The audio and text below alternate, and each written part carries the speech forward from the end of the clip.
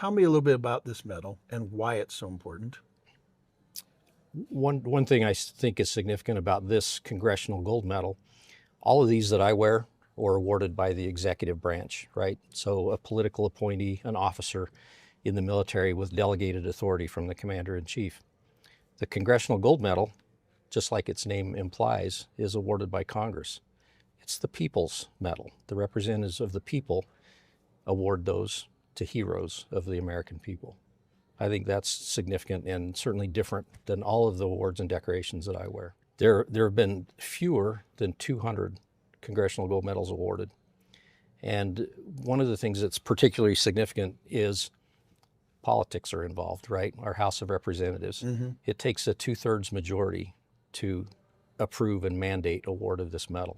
Wow. So when you see the award of this medal, it's overcome the politics of identity, of portfolios, of territorialism and things like that, and truly recognizes people who are heroes to this nation, who have preserved and defended and the Constitution of this nation, supported everything we stand for, and that's affirmed again by the representatives of the people in Congress.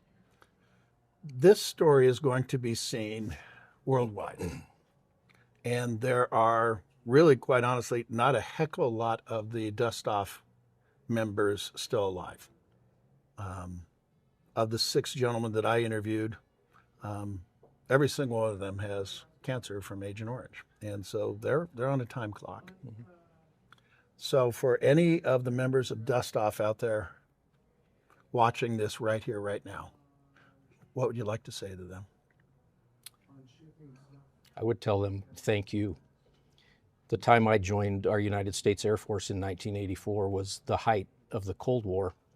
The Vietnam conflict was part of the Cold War.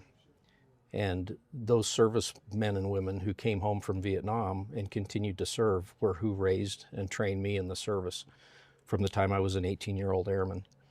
They had a particular perspective from having served in that terrible conflict, and the way they were treated, in particular different than other homecomings. They didn't get one from the public. In general, they were reviled and forgotten and not honored for their service, though they answered the call of our nation. And so every time I can identify a Vietnam veteran, I tell them thank you, and I tell them welcome home. So to our Dustoff brothers, thank you and welcome home. And let me add to that. And, you know, everyone out there has heard me say this a lot, but, you know, I'm going to say it a little differently. Everyone has a story. Stories have power. They help us understand each other. If stories are not passed down from generation to generation, they're lost. And those people are forgotten. I make this promise this very day to my friends, my colleagues, the people that served in Dustoff. You will not be forgotten.